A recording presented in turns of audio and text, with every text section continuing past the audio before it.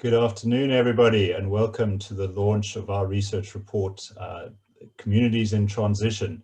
It's really great to be with you this afternoon. Thank you very much to all of you for taking your time to join us for this report.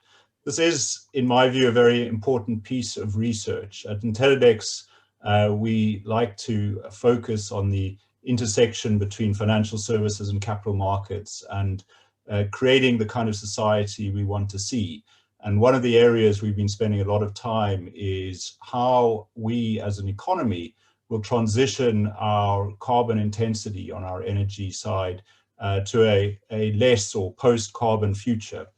Now, that just energy transition, as we like to call it, is going to take considerable change. A significant amount of that change will be faced by communities who are deeply embedded within the current energy system, whether it's producing fossil fuels in mining towns or consuming them in energy production. That process is one that South Africa is going to face over the next decades, driven by a global focus on reducing carbon intensity of economies.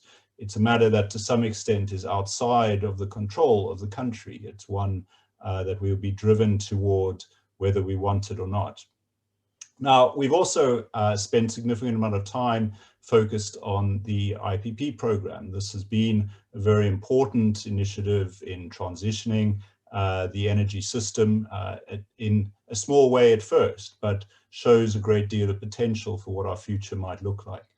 Part of the REAP program has been the creation of community ownership within independent power producers.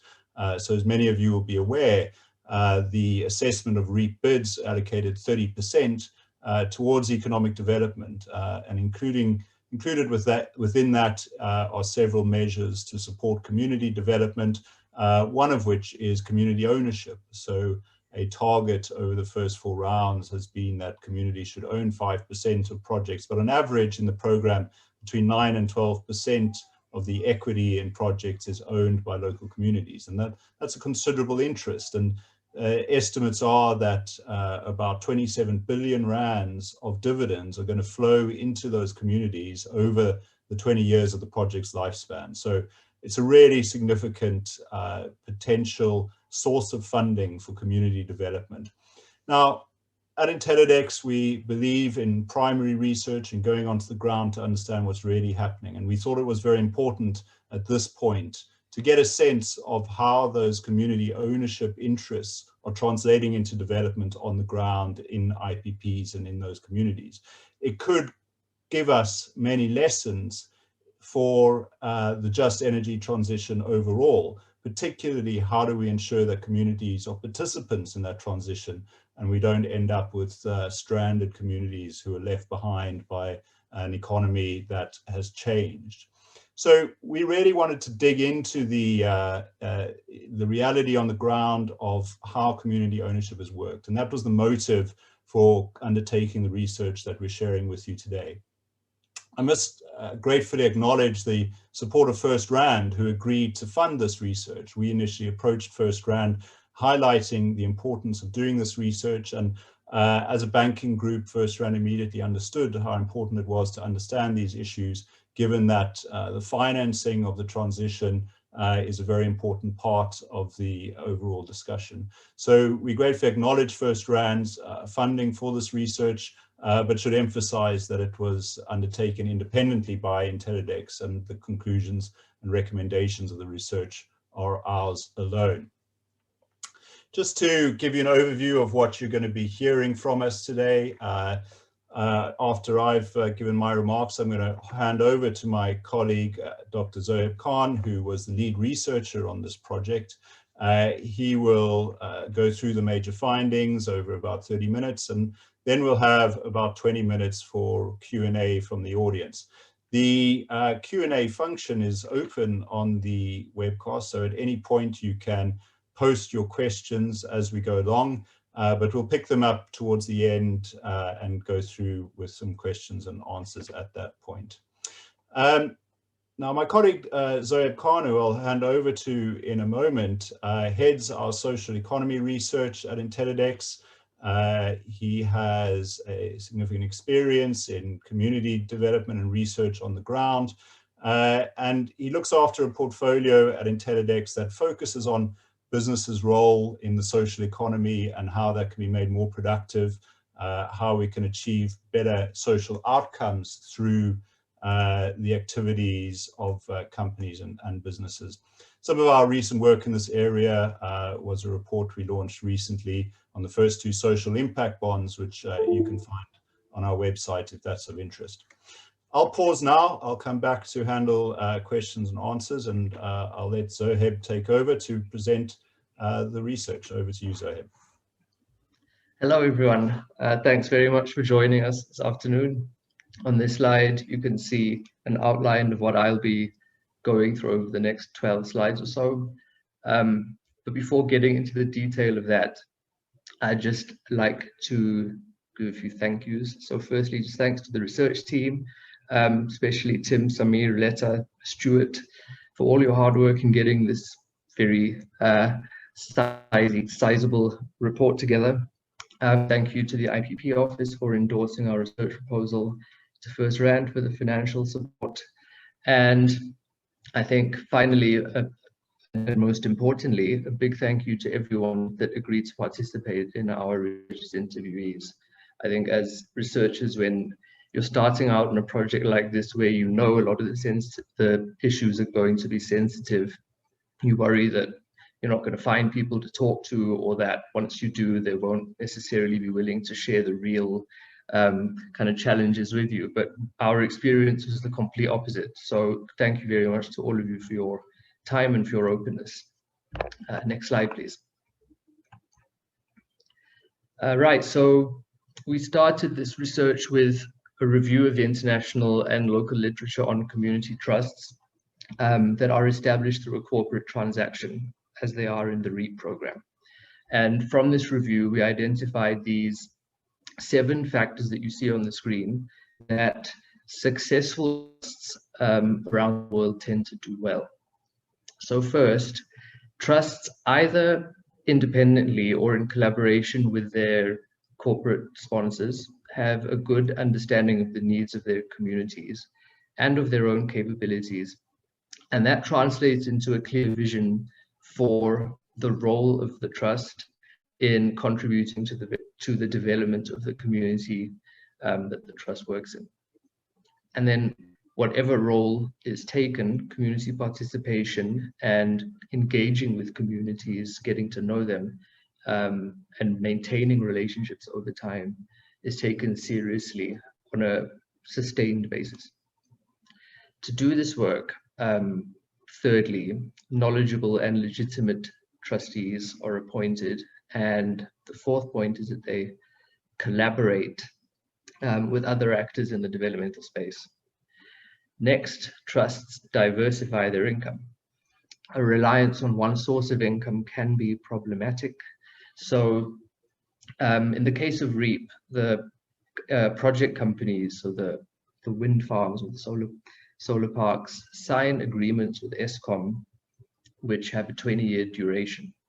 So once these 20 years are over, then what happens to these trusts? That's a question that needs to be interrogated. The sixth factor is about monitoring and evaluation, or M&E. And successful trusts tend to do this well. And the benefits of it are that it promotes accountability to your communities and to other stakeholders, including government. You can also deal with grievances or allegations of corruption much more effectively if you can point to the work that you've done and say that we've done X, Y, and Z, and this is how we did it.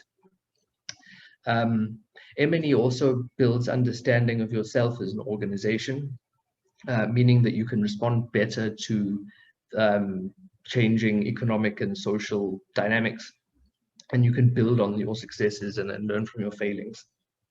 And the last factor is that setting up community trusts can take a long time, and there is often a long period of time when trusts aren't doing anything in the early years, for example, due to not having enough income flowing into the trust. And the effect of that is that it can damage public perception of the trust's activities. So often, successful trusts have found ways of building goodwill during these early years, even when they don't necessarily have a lot of income or other resources to do meaningful work. And we see several trusts have done some good work in this area. So we developed that framework and then applied it to the REAP. And we asked, so are the REAP trusts doing these things? And if they aren't, then why aren't they, and what kinds of support might be needed? Next slide, please. So to answer that question, we spoke to a large number of people from very diverse backgrounds across the country. So we wanted to get as many perspectives as possible on issues that we know people are going to have very different experiences of. And you can see in that table the different types of people that we spoke to. The bulk of this work was done over the phone or using Zoom or Teams, because we started this our data collection during level 3 of the national lockdown in August of last year. So we couldn't actually go out and visit people or visit project sites. But that changed in November. So when we got down to level 1, then I was able to do a bit of traveling. And that map on the right-hand side there just shows you my travel route. So I flew to Cape Town and then drove up the west coast into the Northern Cape, and then back to Joburg, and visited 6 different communities and spoke to quite a lot of people in that way as well. So in total, all of these interviews gave us data about half of the 28 IPPs, independent power producers, that established projects during the first 3 rounds of the REAP. Next slide, please. So I'm going into the findings now, and I'm going to address each of those 7 dimensions in turn. So the first one is just about the trust defining a role for themselves. And for most trusts and IPPs, not much thought is given to exactly how the trust will contribute to community development in the early stages of putting bids together and establishing a trust. So IPPs will usually set them up to comply with the REAP's bid requirements. That's the overriding concern.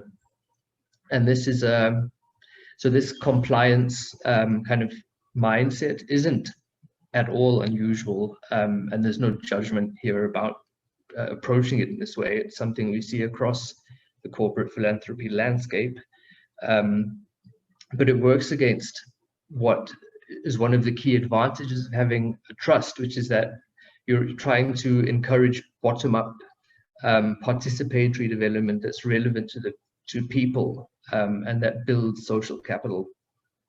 So this isn't always the case.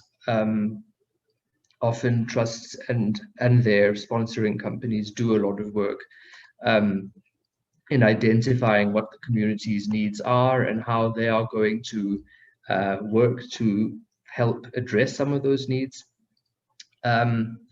So yeah, that compliance issue isn't a universal finding. Then after the setup phase, and once trusts are operational, or after the bids have been awarded at least, it's many years before income becomes available for trusts to spend. And this is due to the way that the trust's shareholding in project companies is financed. And I'll get into some of the detail around that later on. But this delay in income to the trusts has the consequence that trustees become demotivated. So with no income, then like, what am I doing in this role as a trustee?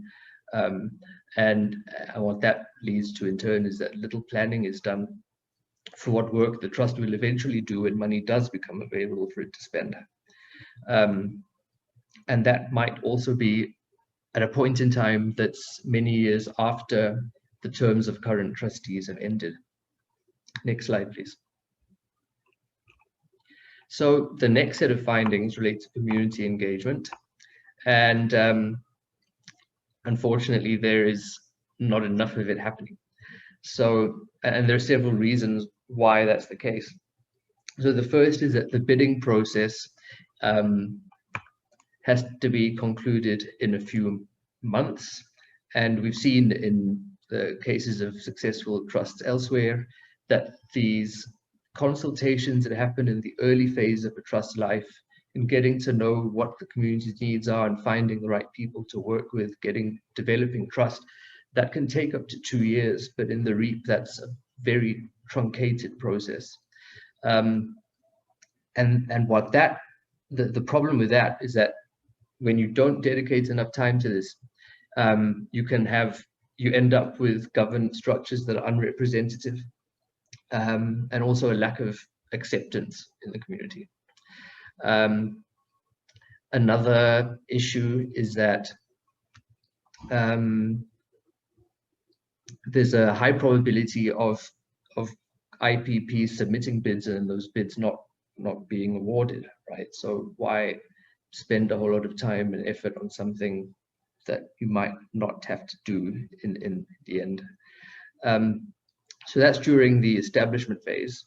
But during the life of the trust, so after bids have been awarded and after trust has been established, we also see that this engagement isn't taken forward during that phase either. And sometimes, or often actually, it's because there's a lack of skills and expertise in community development, either at the IPPs or at the trusts. So it's difficult, skilled work, and yeah, a lot of people just have never done this kind of work in their lives before, especially if your background is in engineering or accounting, for example. Another issue is some of the IPPs are located in relatively large communities, and the requirement is that the trusts that are established serve communities that lie within a 50-kilometer radius. So if you're in a large or mid-sized town, that could amount to a potential beneficiary population of hundreds of thousands of people. And in that case, what's the community, right? There are so many different people that need to be represented. That adds to the complication. And then finally, I've said there that differing expectations are a constant challenge. So communities frequently have expectations of the trusts that are not met. And some of the common expectations that we found were that the trusts and the IPPs will employ a lot of local people, that there'll be a lot of skills development in the local communities around working at these facilities, managing or operating solar parks and wind parks as well. The other major expectation is that trusts are established and there's consultation about people become aware that this trust is being established, and then they expect that the trust is going to start work around the time that they hear about this. But that is almost never the case because of the financing arrangements. There's a long delay between the time when people first hear about trusts and when they actually could start benefiting from them. So when these expectations aren't met, then you get instances where people accuse companies of being dishonest, or the trust of being dishonest as well, even of corruption, of businesses spending money that's meant for the communities, for example. And proper communication can really help to avoid these misunderstandings, and the possibility, which has come to fruition in many cases, that communities become disillusioned and disengage from the work of the trusts. So then even at a later date, if trusts and IPPs decide that they will start taking consultation more seriously and spending more time in it, it's too late because the communities have thought, this isn't for me. Next slide, please. So this is about the trustees. So once dividends eventually start trickling in after loans have been repaid, there is, you'd expect that work will begin in the community development, but it often doesn't. And that is sometimes due to certain skills that trustees lack. So project management, financial management, how to do community development plans, needs assessments. And something else that we find very often is that there's a tension in the process of recruiting trustees. So there's a lot of variation in how trusts approach this. But the common question that we find across our interviews is this tension of recruiting outsiders or recruiting locals. So when trusts have recruited trustees locally, there's always a threat that there might be conflict of interest issues, where maybe the trustee has a business or and tries to have the trust work steered in the direction of her business, or if local politicians get involved, politically active people become involved, then trusts might become politicized. Another issue with locals, often these project companies are in very small, impoverished towns where skills are scarce, and so you might not be able to find trustees with the right skills. And then they'll look outside the communities and try and recruit people from far away, and that has its own problems. So if you have trustees that don't come from the communities, then you end up with problems of legitimacy. People in the community feel they're not represented by these trustees. The trustees don't know the communities well enough. So that's something that constantly needs to be navigated. And then finally, there are institutional problems. So these are things that are not the fault of the trustees, but one thing that came up quite frequently was administrative stuff. So getting trustees approved or changes in trustees approved is a legal procedure that needs to be approved by the Master of the High Court. And in several instances, this takes a very long time, and without it, you can't do your work. And so that impedes the trustees. Next slide, please. So the next set of findings is about collaboration. So development is complex and it's multi-sectoral, and it's dependent on the relationships that people form with each other. But collaborations rarely happen. The IPPs don't collaborate with each other, and this is, the IPPs have their own kind of developmental spending obligations. It's work that's very similar to what the trusts do, but not collaborating to a great extent in that work. The trusts don't really collaborate with each other either, and in many instances, the trusts don't collaborate with their sponsoring companies either.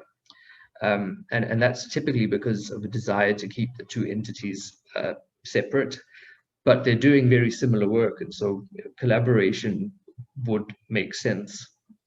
On the right-hand side, I've said that the COVID-19 pandemic has spurred new collaboration among some IPPs.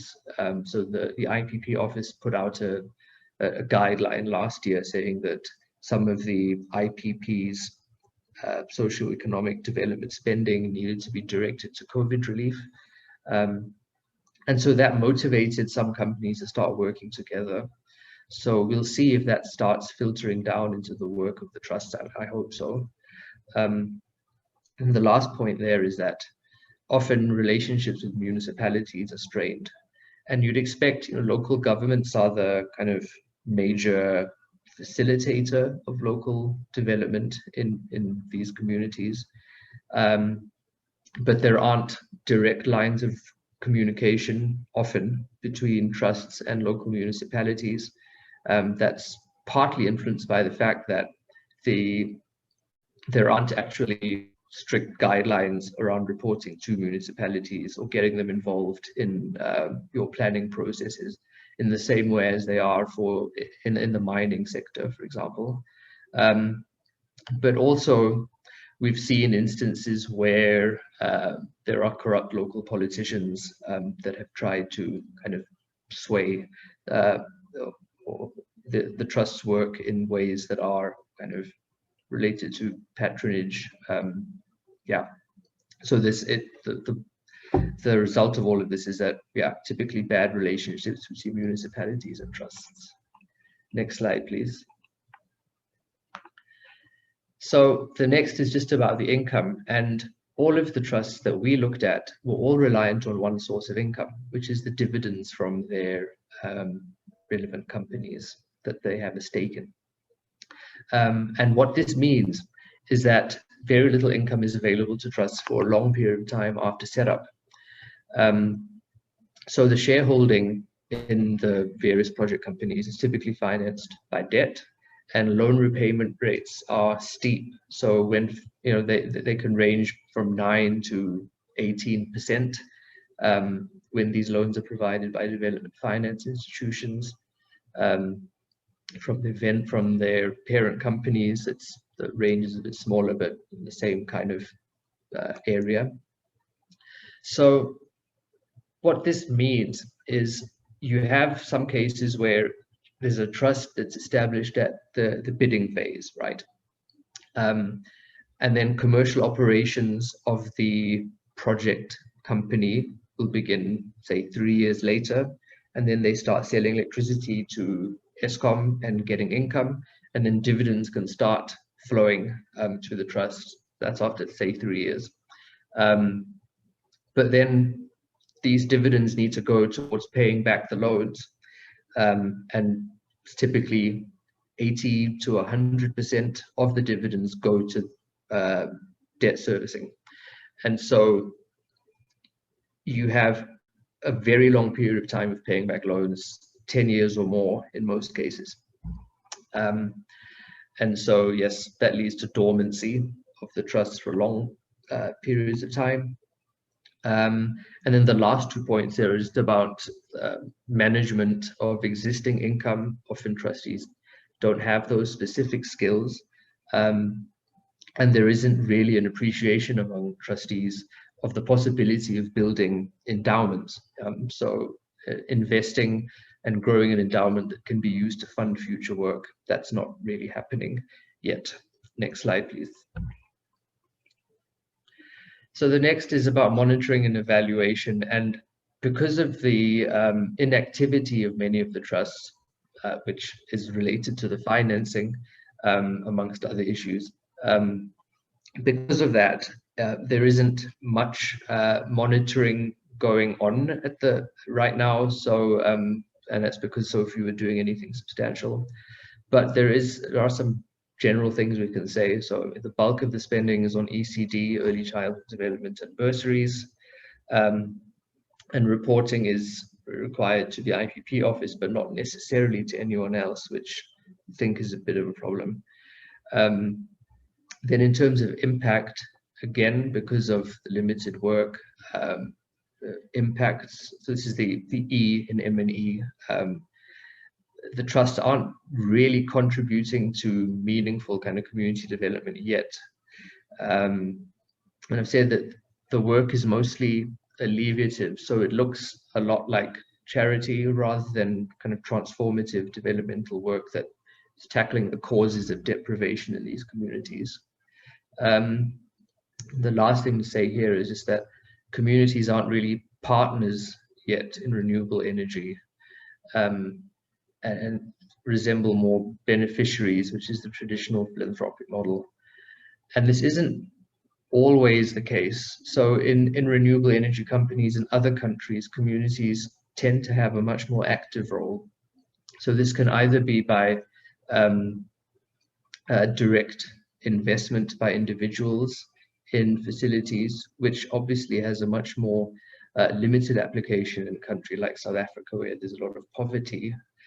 But another role that I think has more promise is that communities have a more active role in running facilities and managing them through the formation of cooperatives. So that's common in Germany and Denmark, for example, but also in lower income countries like Indonesia and India, where these cooperatives are assisted by the state or by NGOs that help to build capacities to at least get involved, especially in running microgrids, and building skills and cohesion and social capital, all those good things. Next slide, please. So some of the trusts or companies have done good things at the beginning to build goodwill when they know that they've had limited income available. So next slide, please. The next slide, please. Thanks. So I won't go into all of them, but a good example here is in Vredendal, there's a solar park there and the community trust associated with it, knowing that we have to spend a lot of time paying off loans, decided to channel the company's socioeconomic development spending through the trust, and in that way get trustees used to managing money and build and actually do things in the community so that they're aware that the trust is functional. Next slide, please. So I'll just go into our recommendations very briefly. I think the headline here is that we don't think there's anything wrong with the community trust structure in itself. It's just that the way that it's been implemented has been problematic in many cases. And this work is difficult. So how can trusts and IPPs be supported? And that's what the next two slides are about. Next slide, please. So the first set of recommendations is just about skills development. So the IPPs in their SED spending and the trusts in their normal and all of their work could be supported in community engagement. So this is skilled work, and obviously it's different every time you do it in every place, but I think there are some guidelines, broad guidelines about how to do it, procedures that can be instituted, and the same applies to trust operations. They'll be different in every community and for every trust, but certain things like how to handle grievances, how to put in place M&E frameworks, how to manage income, all of those skills. I think that there is a role for, so the IPPs could help their trusts with these sorts of skills. This is a model that Globalec has instituted, for example, in the early phase of their trusts' lives. The IPP office could do more in skills development here. Also the development finance institutions that finance shareholding.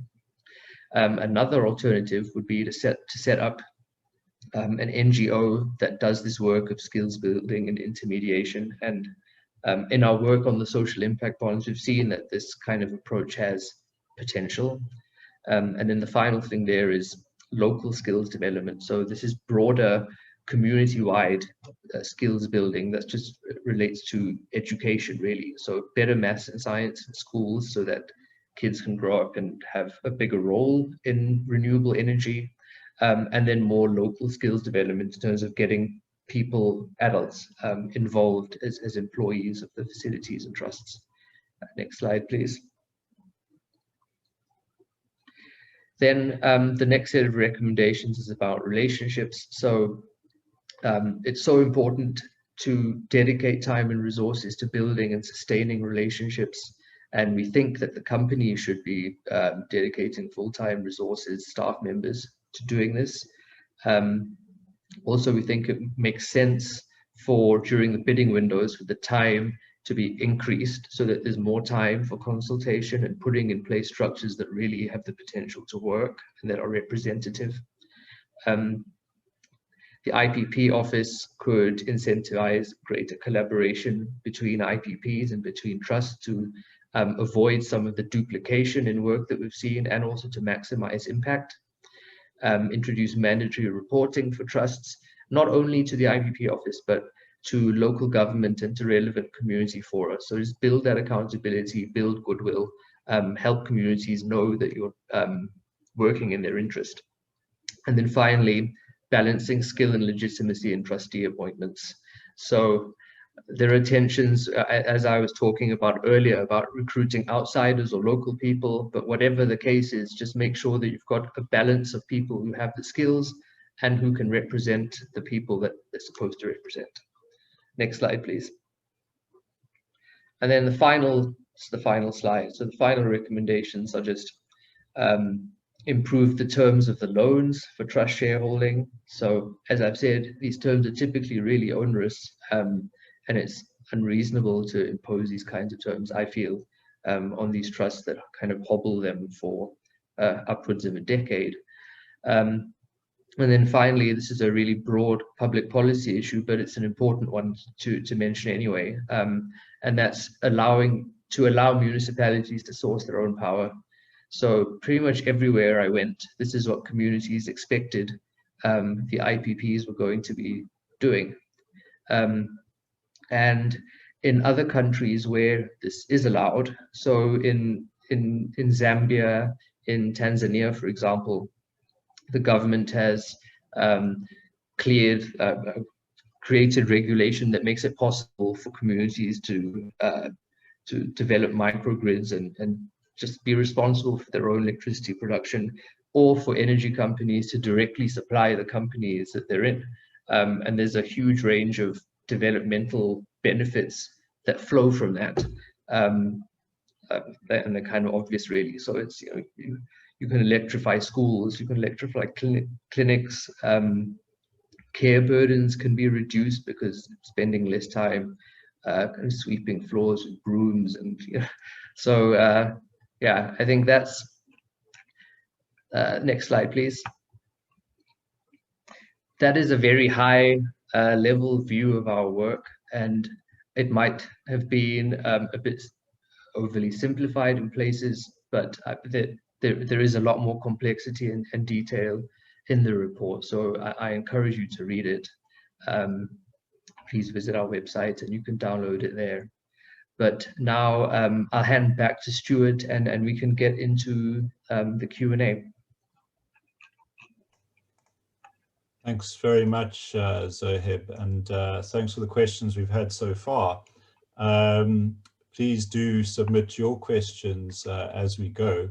I'll get straight into them. Zoheb, Anton Cartwright asks if we drew any insights from the successes or failures of the farm worker equity share schemes in South Africa in the 1990s. I'm not sure about that specific one, but I wanted to maybe generalize and say, I know you did look at several other kinds of trusts and community ownerships that have been done in South Africa.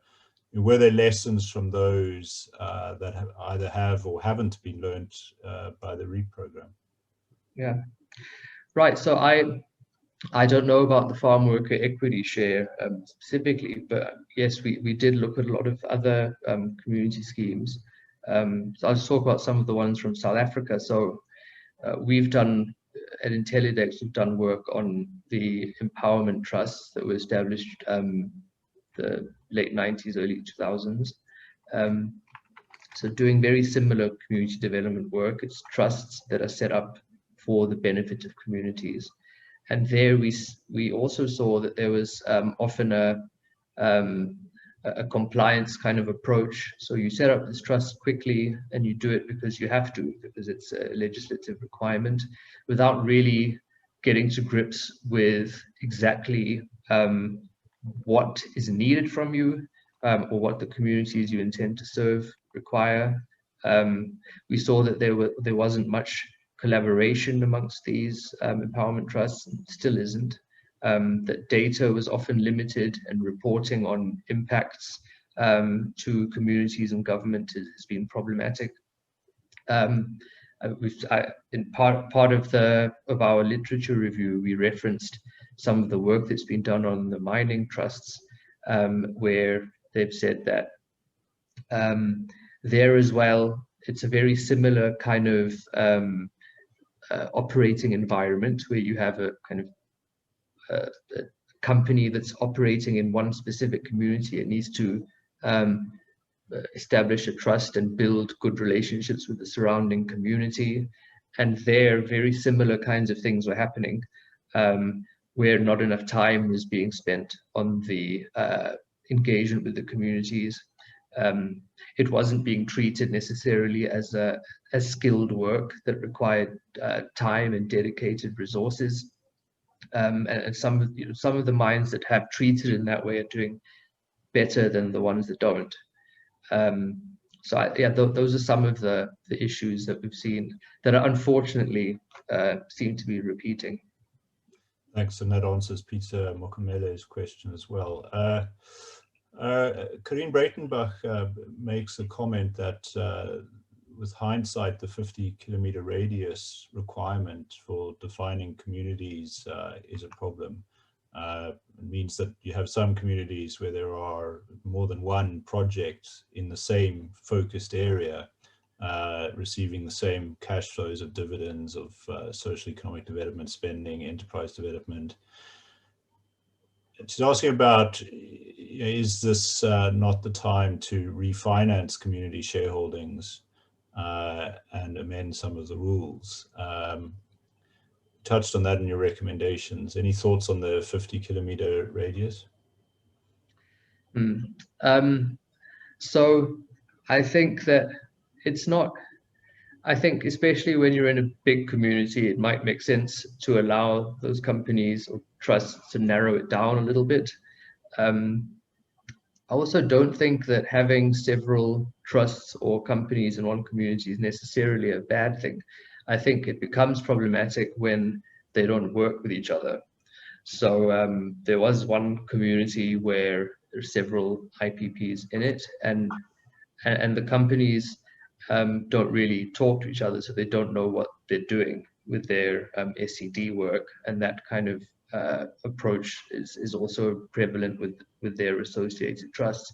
But the result of that is that they're often they tend to do quite similar work, and I was told of one case where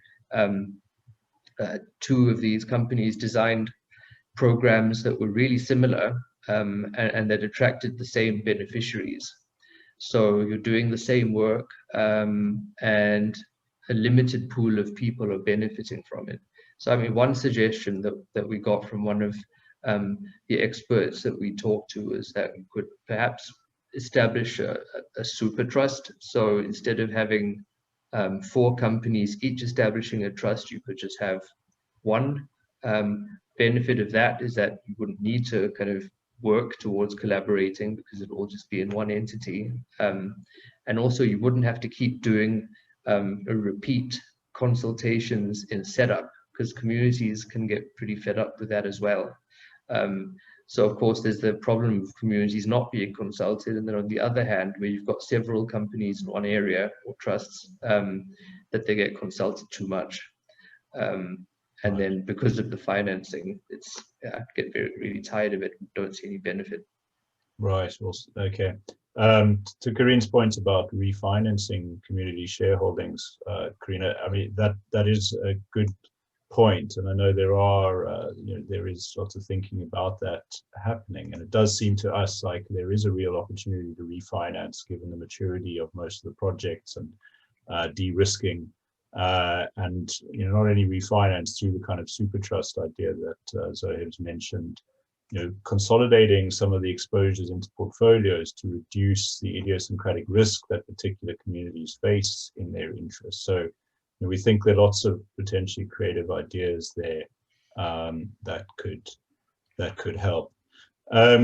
We've had 2 questions. Zohaib, Ray Mchlaka from Daily Maverick, and another anonymous attendee asking, has the IPP office been receptive to the research and recommendations, and whether are they paying close attention to the value, and are there potential changes in approach going forward?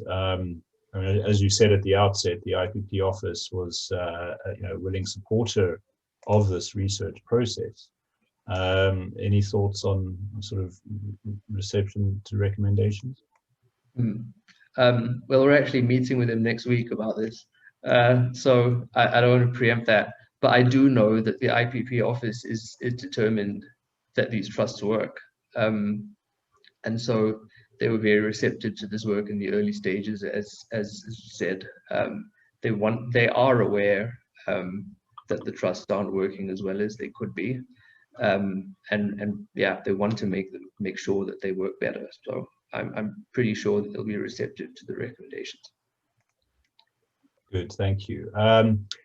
Ongama Ntinka asks, what are the top 5 areas in which trust funds are being spent or invested? Were you able to track that?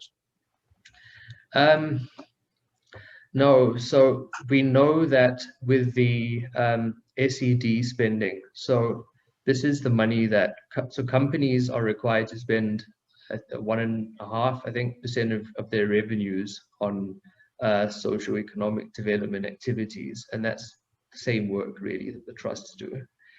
And we know that 40%, I think, of that spending goes towards education, and that's at the 2 ends of the kind of education spectrum. So it's spent predominantly on early childhood development and on bursaries for tertiary level students. And we know this because in relation to the spending, the companies have to submit quarterly reports to the IPP office on what's been spent and in which areas. For the trusts, the reporting requirements are not as stringent, and also because of the financing arrangements and the lack of work in many cases, there isn't, even if there were if they were reporting, there'd be very little to report on. But from just kind of anecdotally, I didn't measure this, but from just seeing what the operational trusts and the effective ones are doing, it's a broadly similar kind of approach where the bulk of the money is spent on education. Good, thanks. Carl Miller asks, are there obvious opportunities for NGOs to partner with the community trusts? Yes. So we have seen cases where that works. So, for example, one of the companies had set up facilities in different communities. One of these communities was a really small one, with not a very active civil society, a lot poorer than the other community. And so they figured they'd have to do a lot of the work themselves, rolling out their own programs, etc. But in the other community that already had quite a large, well-functioning civil society, took a different route and felt that its role would be better in kind of fundraising for these NGOs, capacity building. In other cases, I've seen trusts work actively with different NGOs to deliver services together. And actually, I not only is it possible, I feel like it's necessary. I don't think that the trusts can do everything, and especially given the state of the financing, and that it's a long time before many of them will have enough income to do really meaningful work. Like, to be impactful, they have to collaborate. And I mean, the most obvious people to begin collaborating with are the other NGOs in your neighborhood that are also doing community development work. Good, thanks. Hollow Vlokas asks, what in your view are the appropriate criteria to determine success?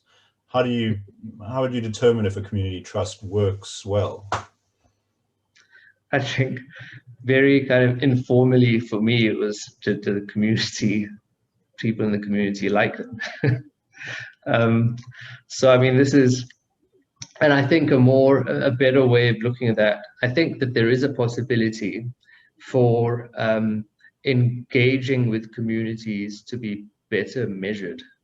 So I think that when communities like their trusts or their IPPs, it's because they've got good relationships, and the way you build relationships is through that sustained interaction, as I mentioned early on. And I think that it could be a good thing for trusts to start measuring that. I mean, that could be a measure of success. What else?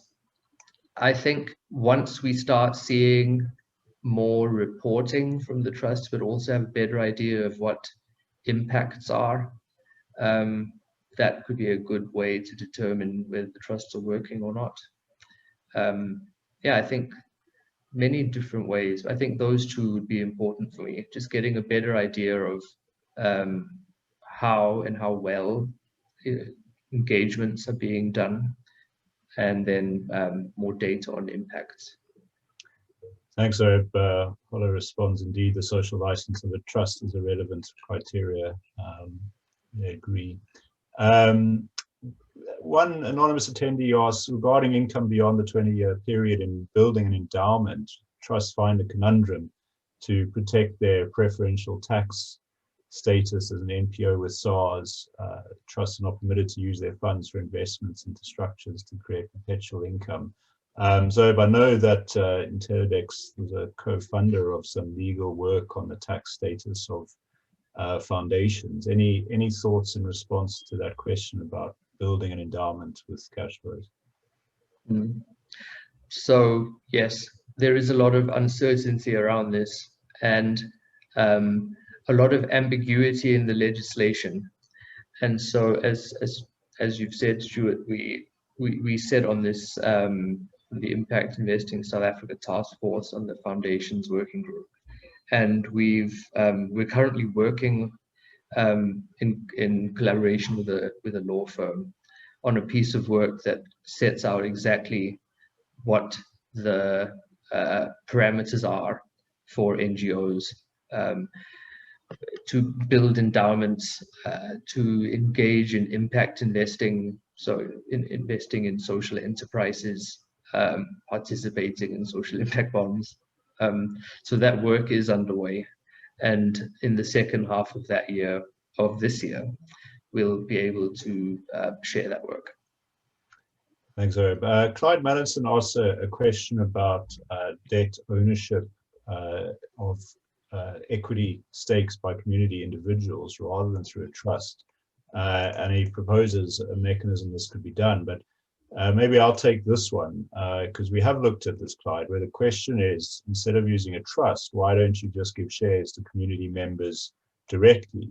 Indeed, we've looked at potential mechanisms to allow those shares to be tradable on a restricted trade basis through some of the public stock exchanges. These things are possible. The challenge is defining community membership and then having the knowledge on how to manage that asset over its lifetime. The purpose of the trust really is that it creates a mechanism to absorb the equity risk. Now, even though these are funded, there is still equity risk in that these assets might, in fact, end up being worth zero if the project is unsuccessful, if unpredictable surprises happen and it's unable to generate the forecast revenues. That equity could become worthless if those dividend flows don't meet the debt requirements. So there is equity risk, but the trust structure absorbs that rather than exposing individuals who on a personal finance perspective don't have the risk-bearing capacity to take equity risk. I think that there is more interesting thinking to be done there, though, in how you could have individuals directly funded into owning shares themselves, and in that way remove some of the issues that arise from having a trust. But the trust still provides an important role as an active owner of those shares, providing some oversight, and in that way minimizing the resources required to do that. But a trust structure, by the way, was not actually specified in the IPP office as the one to use in delivering community ownership. So there was no kind of regulatory barrier to having communities own interests in the trust directly. Another question from Peter Mokomela. So in your view, in relation to trusts that are successful internationally, is there a kind of set of phases that trusts go through as they mature and become effective over time? Or is ineffectiveness baked in from the structure at the start? So the one thing I could say about timelines is something I mentioned a bit earlier on, and that was about the very first phase of the trust's life. So this is where you're figuring out what the trust is going to do, and you're consulting with communities and figuring out who to work with and how to be properly representative. So I've seen that in successful trusts in other countries, that process takes an average of 2 years. And that process in the beginning is critical for what happens afterwards. So if you can get that right, then you build goodwill during that phase. You can also ensure that you've got the right structures in place, and often companies can help their trust to put these in place so that once the trust is established and once income comes in, that they'll be effective from the get-go. I think in the REAP, what is a bit unusual when compared to the literature we looked at was the financing, and that after the period, so after the trust has been established, that the other thing to contend with is the long period of loan repayment. So yes, I mean that's an issue.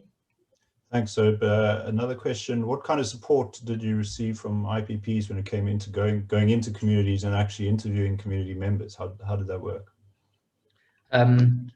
So in a couple of instances, the IPPs gave me contact information. So they gave me a list of beneficiaries of their work, and then I would call those people. In other cases, I was in the communities myself, and talked to people. So, for example, I was in Pofadder, and I met some people from the local municipality at a hotel that's on the main street in the town, and next to that is a SASSA office, so a social security office, where I feel at home because my doctoral work was about the child support grant. So just went there and talked to people just about what their impressions of the companies in the area are. So do you know about these companies? What do you think of the work that they're doing? Are you happy that they're in your community? Those kinds of things. And so a similar approach in the other communities I visited as well. So it was a combination of direct support from the companies in helping me identify people to speak with, and then just going on my own and speaking to people in a more informal way. Interesting, thanks. Misha Minna, and we'll make this the last question to bring us to the end of the hour, or maybe the second last question. I see Misha's question and also Graham's question. Misha asks, how did community participants view their role in the REAP program? You mentioned that framing of beneficiary versus participant. Were there geographic differences in perspectives that communities had? So in the bulk of the people that I spoke to, there was never an expectation that they were going to start becoming involved in the trusts themselves, that they were going to start kind of directing how money would be spent. It was always a case of like, there's money that could be spent that could help me, for example, in my business or for my NGO, and how do I get access to these funds? It's not, and it's never. I never came across an instance where it was in the other direction. But what did happen was there was an expectation, and this was especially in the Northern Cape communities, that they would be more active as employees in the project companies. So there was an expectation that they'd be able to get jobs working at the solar facilities, and that often does not happen due to, I think, the nature of the work. So it's often quite highly skilled work, and also that it's not as labor intensive as things like farming and mining, which are the other big sectors in those communities. Right. Right. Okay. We'll make. I see we have a hand up, and we can do a kind of voice question from Michael. Michael, I'll get to you in a moment, and we'll take Graham first, and we'll make Michael's the last question. Graham says, trust by definition is not a democratic entity. Trustees are appointed by a benefactor, and they decide on the allocation of resources on behalf of beneficiaries. But did you encounter examples of a trust that was able simultaneously and comfortably to occupy a democratic representativity space?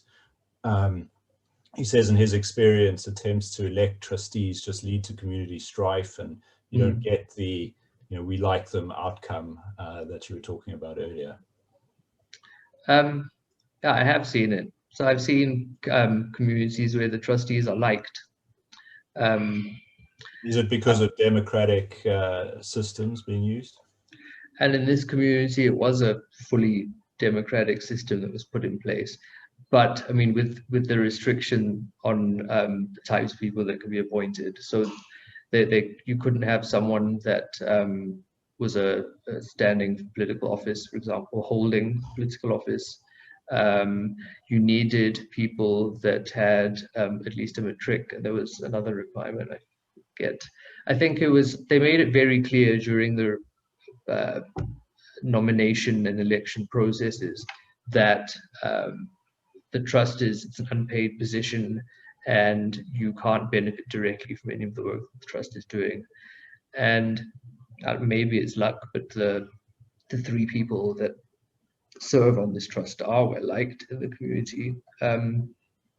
Another a way of doing this that I saw that seemed to be promising was stakeholder engagement forums.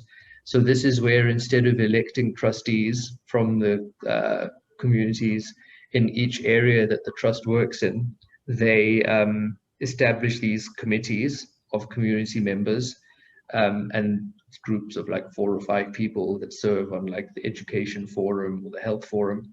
And then these groups then give their feedback to the trustees, who are independent and not from the community. So that's another way of doing it, and getting a wider base of representation in the community. So you've got like 20 plus people that serve on these forums, rather than just like 2 or 3 trustees. That can work. Right. Okay. Well, we'll have a voiced question, Michael.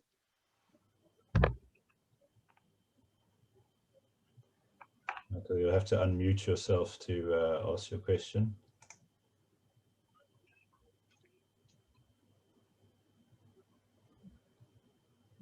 No. Oh, there you are, Michael. Am I Michael? Yes, you are. Hi. Sorry, I was not aware that but since I'm on the line, because this might be a technical glitch on my side. Unintended hand raising. Okay, can I ask you something? Is there something, especially within the communities that we serve? I'm working for the IPP. There is a disconnect between the expectation of local government towards what the IPPs in collaboration with the different community trusts are supposed to be doing within the communities. Mm. Where could that misalignment be addressed in order to have a better collaboration within the communities? Thanks, Michael. So I think that, unfortunately, the way it's done now, it's very kind of the direction comes from national government or from national level entities like the IPP office, and it doesn't filter down into lower local levels of government enough. And I think that's partly influenced by there aren't kind of firm guidelines in place that say every year or every 6 months or whatever, you need to communicate with the local government, make sure that they're appraised of what you're doing. So that's one aspect of it. But the other aspect of what you're saying is that sometimes the local governments have these, even if you do communicate and kind of put an effort into sustaining these relationships, that they have unrealistic ideas. And maybe, I don't know, in some places, people have complained about politicians trying to capture the trusts. So that's another thing that I think maybe more intervention from national government might be required. I can't really think of another way around that, or just hoping that in the longer term these types of battles will go away, as eventually those types of people see that it's not possible to steer the trust in those kinds of directions. You're muted, Stuart. Apologies, we've still got questions coming in, so I think we might as well answer these. Of course, our audience might drop off as we go, but while the discussion keeps going, we may as well. Janine Espen asks, what's your take on the role of independent trustees in a community trust, particularly if community representatives are only being paid a stipend, but independent trustees expect full remuneration for their services?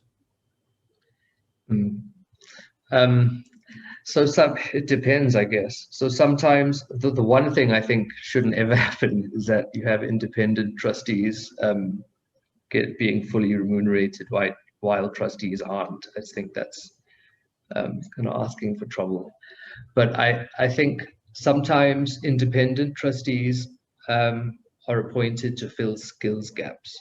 So you might, for example, have a local election, and then you identify maybe 2 local trustees who have experience in community development work, or maybe one has legal knowledge, for example. And then you can fill an independent trustee who has kind of accountancy background, something like that, could help with financial management. So that kind of approach works. Independent trustees can also be kind of an external, more disinterested voice that can help in deliberations about what projects the trust will support. So I think it's nice to have a balance, right? I don't think it's a good idea to have only independent trustees, because then there's the allegation and the feeling in communities that the trusts are controlled by people in Joburg and Cape Town who are, they don't know the communities and not part of them. So yes, I think a balance would be good, and equal remuneration, if any. Thanks, Zoe. But an anonymous question: would it be unreasonable to have a set criteria on which programs trust can support, so that IPPs and their trusts don't duplicate development efforts? I don't think it would be necessary to have kind of criteria about what you should spend on. But I think what does need to happen is to have more transparency in reporting about what's happening. So I know, like in Scotland, for example, there's a public community benefit register. So the companies that, the renewable energy companies, for whatever work that they're doing, they have to publish that on this register. And everyone has access to that, and they can see that this is being spent in this community. And then you can, as another trust or company, you can approach them and say, I want to do similar work, let's collaborate. Or you can decide, well, that company's doing it, maybe I'd be better doing something else. So I think just being more transparent would help to avoid the duplication. Thanks, Zoe. I think we'll make a final question from Clyde Mallinson, who asks, are the gnomes still at the Pofadder Hotel? I didn't see any gnomes, but there is a very big parrot that sits in the lobby, a noisy one. I think one of the great side effects of this kind of research is the parts of the country you get to, and some of the interesting places you see. We've had a lot of great questions come in. Thanks very much to all of the participants. You've got a link to the report. We're also hosting a workshop next week with some of the policymakers and some trustees and others active in the program to debate the findings of the research in more detail. There's a link to the invitation to that workshop that's now in the chat window of this presentation you can access. We'll also be posting this video on our website of this presentation. The report is on our website as well, so you can go and obtain that if you missed anything, want to relook at anything. And you can also obtain our details. You'll see our email addresses on the screen there. If you have any other questions about this research or any of our other research in this area, you're welcome to get in touch with us. We're very active in researching the wider infrastructure effort in South Africa, the financing and policy issues surrounding how we do infrastructure in the country, and of course the just energy transition as an important component of that wider debate. So with that, just a thank you from me to Zoeb Khan and the team of researchers at Intellidex who worked with him. As you could see in that methodology, many kilometers were clocked up in the process of this work, and there was much Zoom time as well that went into it. So thanks very much to the team at Intellidex who worked on it. And thank you all for joining us for this presentation. I hope you found it interesting, and please do get in touch if you have any questions or follow-ups. Have a good afternoon.